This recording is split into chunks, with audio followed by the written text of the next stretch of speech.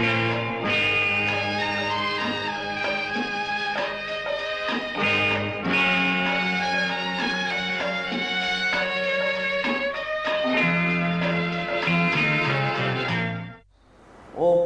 Mika cikgu sekolah, tapi teman ni menoreh getah. Mana gayanya kita tak sebaya.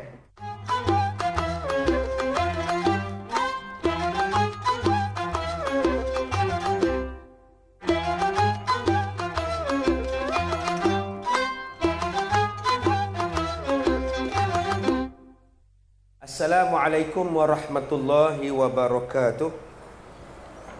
Bismillahirrahmanirrahim. Alhamdulillahi rabbil alamin.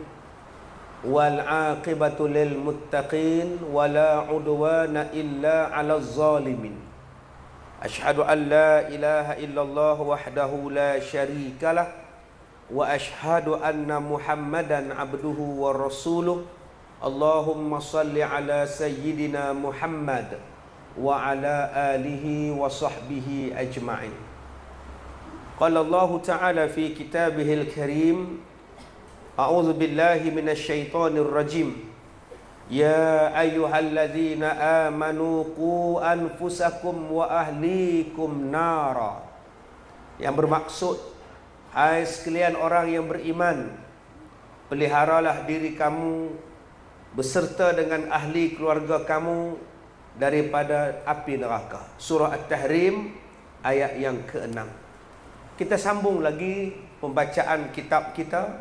Kita membaca kitab Bahrul Mazi jilid yang ke-8, bab berkenaan dengan masalah 317, lari daripada anak isteri kerana hendak melepaskan diri daripada kesusahan nafkah dan seumpamanya.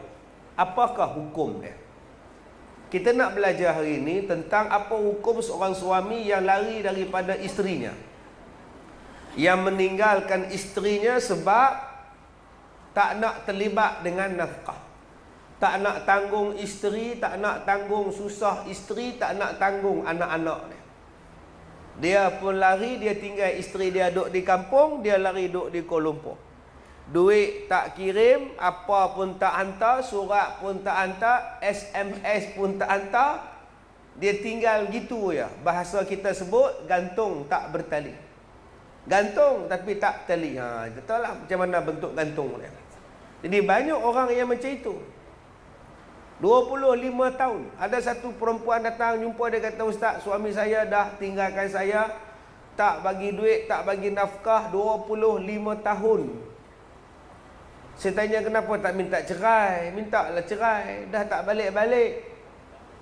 Ya, pergi pejabat agama mengadu lah. Udah pergi dah ustaz, asal panggil tak datang. Asal tak datang tu, panggil lah, kata dia. Tak selesai-selesai dah 25 tahun. Inilah nasib kadang-kadang orang perempuan ni, dia malas. Malas nak pergi, datang sekali tak datang, datang 2 kali suami tak datang. Malas lantoknya lah.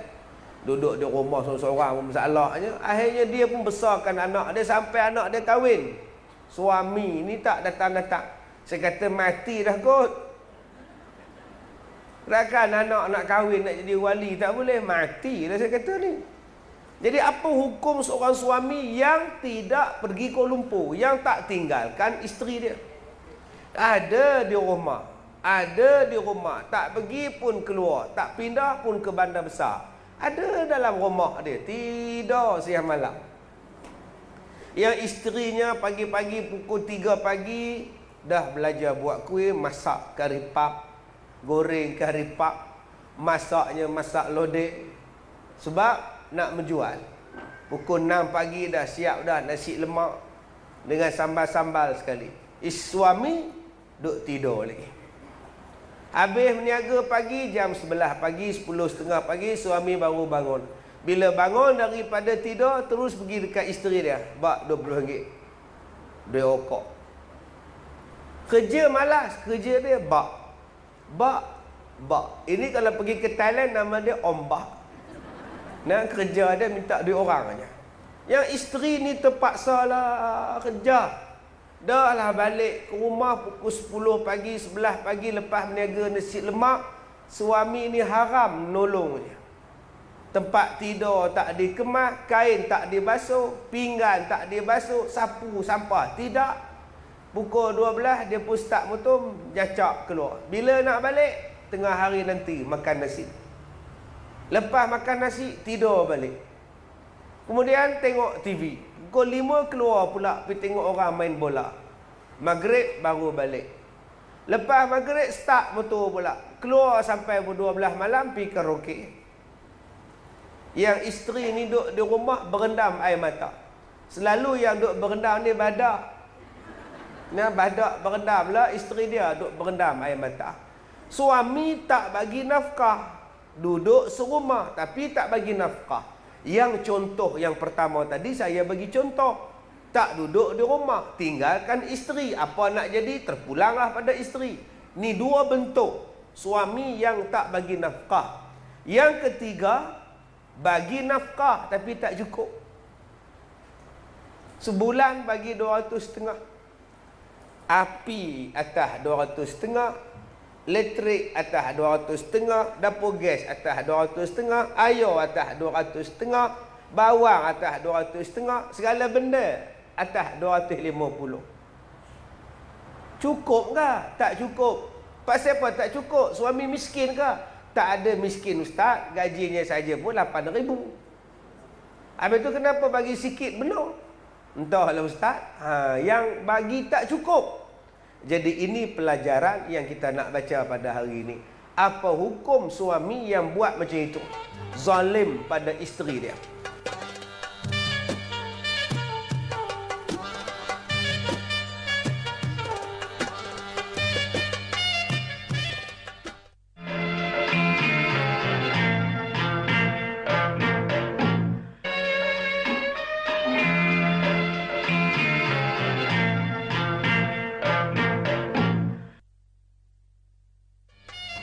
Pesan dekat dia senang aja tuan-tuan. Ya ayyuhallazina amanu qu anfusakum wa ahlikum nara. Wahai orang yang beriman, peliharalah diri kamu dan keluarga kamu daripada api neraka. Pesan lagi pada dia, Din, kamu nak kahwin. Isteri kamu sekarang di bawah jagaan kamu, Din. Janganlah jadikan isteri kamu berdosa. Sebaliknya, jadikanlah dia sentiasa berpahala. Kerana itulah tanda-tanda suami yang soleh. Ingat, abang-abang yang mana nak kahwin, peranan kita besar. Jangan fikir seronok saja. Jangan fikir seronok saja. Berkata Imam Ghazali dalam kitab Ihya Ulumuddin. Dan syarahannya dalam kitab Ittihafus Sadah. Kitab Ihya Ulumuddin kemudian dihuraikan pula dalam kitab Ittihafus Sadah. Telah diriwayatkan bahawa seseorang yang lari daripada anak dan isterinya, orang yang tinggalkan isteri dia, orang yang tinggalkan anak dia, serupalah keadaannya dengan hamba yang lari daripada tuannya pada dosanya, yakni tidak diterima solatnya. Mana-mana suami yang tak bagi nafkah, walaupun hitam daini bekas sembahyang, serbannya besar bakui, jubah ni meleret habis sapu sampah, punya alim dia, janggut ni panjang sampai ke pusat, tapi tak bagi nafkah kepada isterinya, ditolak amalan dia. Amalan semayang tak ada. Kalau semayang pun ditolak, as-salatu imaduddin, semayang pun ditolak, puasa sunat ditolak, baca Quran ditolak. Ni yang tuan-tuan datang ni nak belajar ni, belajar pun tak ada pahala. Tak ada pahala datang belajar ni. Sebab tak bagi nafkah kepada isteri dan anak-anak. Ada orang jawab, alhamdulillah saya tak ada isteri. Alhamdulillah saya tak ada anak ustaz. Tidak, jenuh ustaz. Oi. Masya Allah, subhanallah. Baik, nombor satu kata dia, tidak diterima solatnya, tidak diterima puasanya, melainkan kembali ia kepada anak dan isterinya. Jaga-jaga abang-abang. yang tak bagi nafkah pada isteri, yang tak bagi nafkah pada anak-anak. Ada bapa yang tak pernah ambil tahu yuran sekolah anak dia. Dia pergi hantar sekolah anak dia, sekolah asrama swasta ni. Kalau asrama hak kerajaan tak apalah, murah ya. Ni hak asrama hak swasta ni, yuran 3-400. Sampai sekarang tak bagi. Yang anak tu duk makan nasi, duk makan roti, duk makan telur, duk makan sayur, duk minum air daripada yuran yang tak dibayar. Macam mana hati nak tenang, macam mana budak tu nak belajar dengan baik, macam mana ilmu nak masuk dalam jiwa dia kalau makanan pun tidak sah daripada segi halalnya, jatuh pada syubhat. Yang wadan duk kira dia ni tak bayar bulan sejak Februari, daftar je hari tu bayar. Start Februari, sekarang bulan Oktober tak pernah bayar. Wadan duk kira, makan banyak, yuran tak bayar. Kawan-kawan pun cakap, yuran tak bayar, makan banyak. Tu yang dia makan tu yang aku bayar lah tu, kata dia.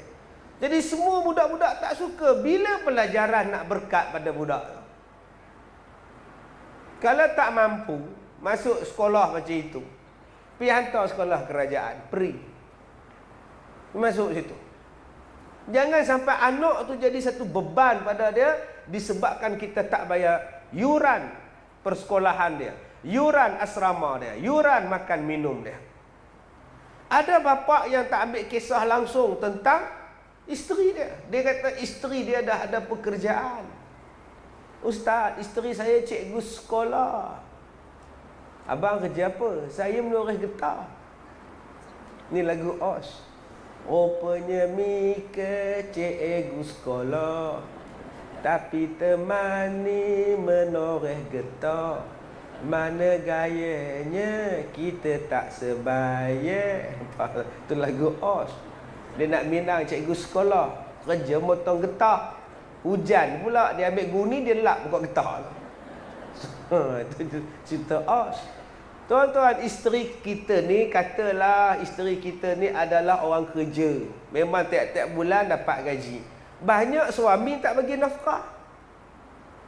Bila tanya kenapa abang tak bagi, dia dah ada kerja ustaz, gaji dia 4,000, gaji saya 2,500. Itu dah okey lah tu. Yalah, itu gaji dia.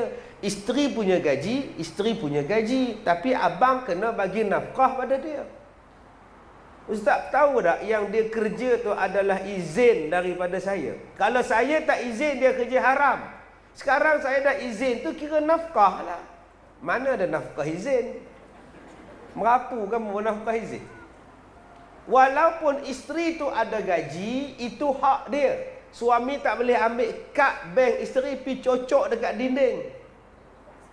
Tak boleh. Dinding pun baik, tekan-tekan nombor keluar. Duit baik pula dinding ni. Itu kad isteri punya, tak boleh usik.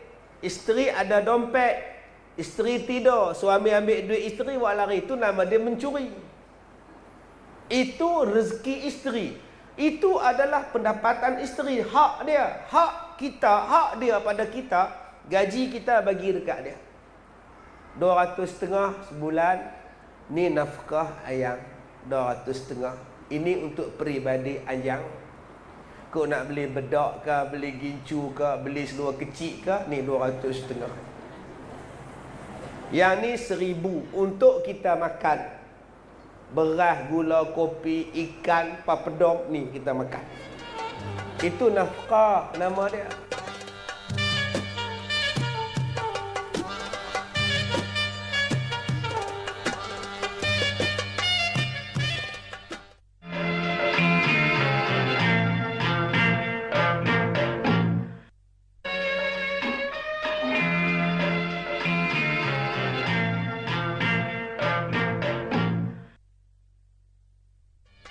Belajarilah daripada kitab-kitab sirah Nabi. Antara kitab yang paling terkenal ialah Sirah Nabawiyah.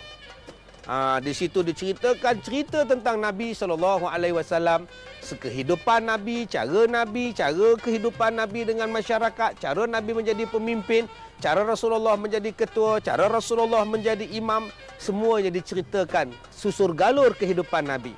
dapatkan buku tersebut atau mana-mana kitab yang telah berusia ratusan tahun ini, ditulis dan dihurai begitu banyak. Nafkah ada 2-3 jenis. Satu, nafkah peribadi isteri ni. Isteri juga nak berjalan juga, pergi pasar raya, kok-kok nak beli gincu bedak. Isteri juga kok-kok nak hantar dekat mak dia. Isteri juga kok-kok nak makanlah mewah-mewah sikit. Makan kat simpan 6 ke, simpan 7 ke. Dia pun nak rasa juga makan. Maka itu nafkah dia. Yang keduanya nafkah keluarga. Nafkah keluarga, makan minum anak-anak, beras, gula, kopi, telur, ikan, ayam, itik, itu dipanggil nafkah keluarga. Suami juga tanggung. Oh ustaz, mampulah saya ustaz, semua atas saya belakang. Dah nama pun suami. Atau gaji saya pun 2,000 ustaz, mana cukup? Kalau tak cukup, baru isteri top up. Baru isteri top up. Ya, tolong top up. Udah habis dah duit abang. Elektrik tak boleh bayar 200, tolong bayar kejap. Baru nama dia top up. Jangan isteri tak tolong. Isteri touch and go, terus keluar je. Dia pegang, dia letak balik, and go terus. Sebab Nabi kata sedekah yang paling besar bagi seorang perempuan ialah sedekah kepada suami dia. Saya kat abang, naklah abang, ambillah duit saya ni, saya bagi kat abang. Isteri menyimpan duit di tempat yang paling selamat sekali. Nah, tidur berpakai tuan. Nah, dahsyat gila isteri ni. Takut suami curi duit dia, dia simpan. Macam orang nak pergi haji dengan umrah je tuan. Dia zip-zip lagi situ. Orang dulu-dulu kalau nak pergi umrah dan haji, seluar dalam pun menzip tuan. Simpan duit situ. Tak ada siapa nak rompak dah. Orang baklah orang fikir 10 kali. Ni tuan-tuan, itu hak isteri. Baik, kalau isteri kata, contohlah isteri dia ada kerja, gaji 2-3 ribu. Suami kata, nafkah 200 setengah ni nafkah abang pada pah. Ambillah pah, ni kewajiban abang. Isteri kata, abang terima kasih banyak-banyak. Abang dah izinkan pah kerja pun 1000 nikmat. Terima kasih abang. 200 setengah ni saya pulangkan balik pada abang. Alhamdulillah. Cukup setahun kita dapat 2,700. Cukup 4 tahun boleh menikah lagi seorang. Jadi akak-akak kalau takut laki menikah lagi seorang, ambil duit tu. Orang laki-laki pantang banyak duit. Jadi banyak-banyak mata tengok dia. Simpan elok-elok duit tu. Kalau isteri kata, abang saya tak nak sesedekah balik pada abang, maka gugur kewajipan seorang suami. Di situlah letaknya pemahaman ni. Jadi bukanlah maknanya isteri ni kena tanggung suami, tidak. Isteri hanya mencukupkan jika belanja suami tidak cukup. Janganlah dibuat persiapan awal-awal banyak masalah.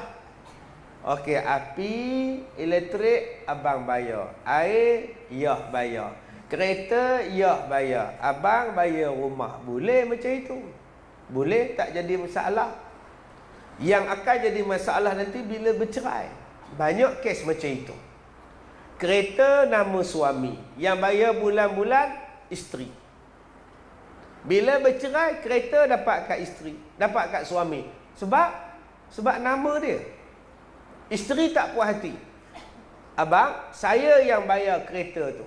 Memang awak yang bayar, tapi geran nama saya. Abang, rumah ni saya yang bayar. Memang awak yang bayar, tapi nama dalam geran nama saya. Maka saya punyalah. Itu yang timbul masalah tu. Kalau kereta isteri, biarlah isteri bayar. Kereta suami, biar suami bayar. Bila bercerai, tak ada gaduh-gaduh. Rumah nama suami, rumah nama berkongsi bersama, kongsi-kongsi bayar. Bukan maknanya isteri tu menanggung keseluruhan. Isteri bukan menanggung. Isteri cuma membantu jika ketidakcukupan daripada pihak suami. Baik. Dan tidak diterima puasanya melainkan dia kembali kepada anak dan isterinya. Ni jaga-jaga ni yang kahwin 2-3 ni. Kadang-kadang dia kahwin baru, dia duduk rumah isteri muda dia, tak balik-balik dah 3-4 bulan. Isteri duk telefon, abang baliklah abang. tutup handphone. Isteri pergi cari kat pejabat, kerani kata tak ada. Kereta ada, orang tak ada. Dia tak nak jumpa dengan isteri tua dia dah 3-4 bulan dah. Orang macam ni tak diterima ibadatnya sampailah dia balik semula pada isteri dia. Berikan hak dia. Dan siapa-siapa yang taksir, maknanya tak cukup taksirkan daripada menyempurnakan apa-apa hak isteri-isteri itu, maka serupalah hukumnya dengan orang yang lari daripada isterinya dan anaknya, walaupun dia ada di dalam rumah sekalipun. Mana-mana suami yang tak bagi nafkah kepada isterinya, hukum dia macam suami hamba yang lari daripada tuan.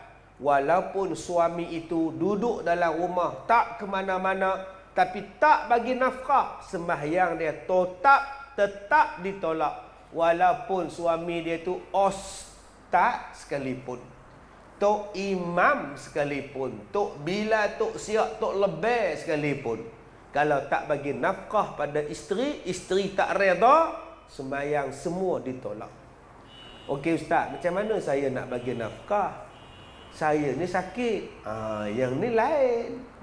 Kalau dah sakit itu lain cerita, ya. Kalau lain sakit itu lain cerita. Suami sakit, suami lumpuh, aksiden jatuh lumpuh, isterilah yang duk suap makan, isterilah yang duk lap elio dia, isterilah yang duk tukar lampin dia. Maka suami tadi tak ada lah tanggungjawab dah, sebab dia dah tak sempurna. Okey ustaz, boleh tak isteri minta cerai? Dah lumpuh macam tu, boleh tak isteri minta cerai? Buat apa lagi kahwin ustaz? Kita pula nak belanya. Kata isteri, up to you. Terpulang. Bila pergi ke mahkamah, mahkamah tanya, kenapa nak minta cerai? Sebab suami saya sakit, suami saya tak mampu bagi nafkah zahir dan batin.